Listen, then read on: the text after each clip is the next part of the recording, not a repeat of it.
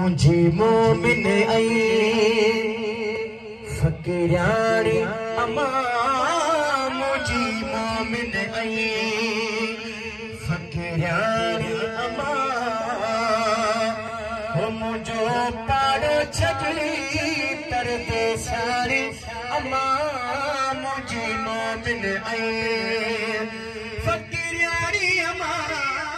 मुझे मोमिन आई फकीरानी अम्मा जो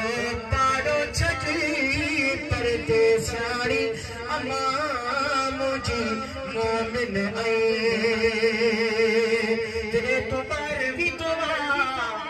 अमर तुझो रस्तो ॾिसंदिया शिव लिखे तो मैं सरसा बने लफ्ज़ है हलो बाहर जे बटदी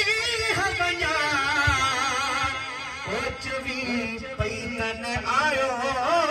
तुझो बचड़ो वजा ओ हलो बाहर जे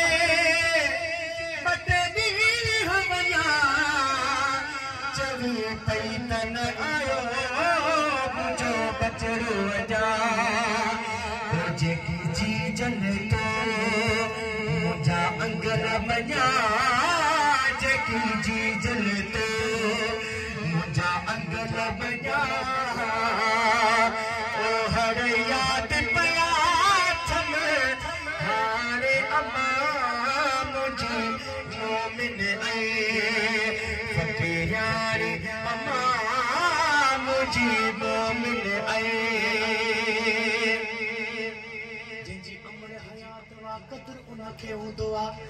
तेरे अमर ही जहान छड़े भी दिया कदर को पवंदो आशिक लिखे तो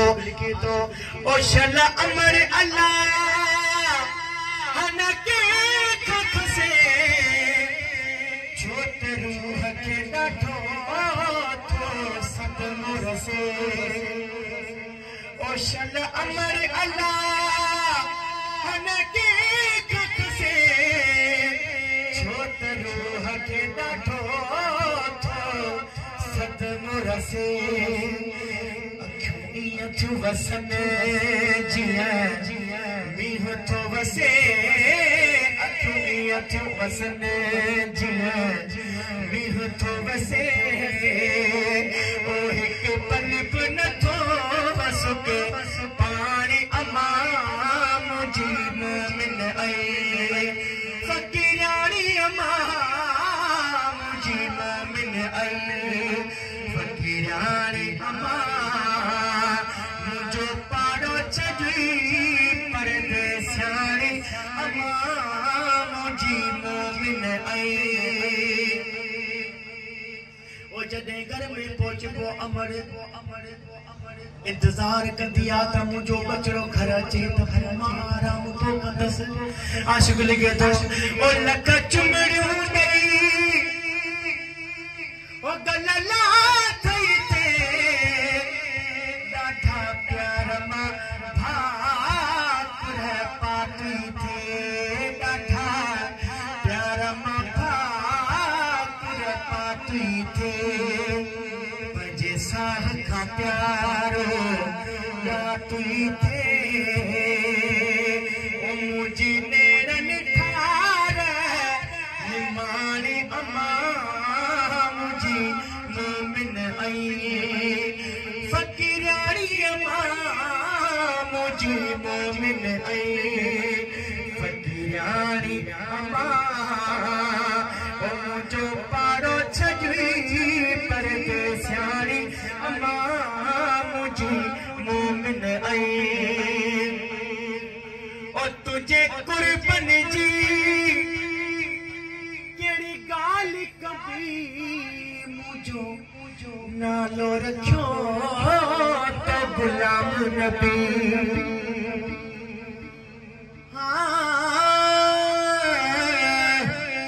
तुझे कुर्बन जी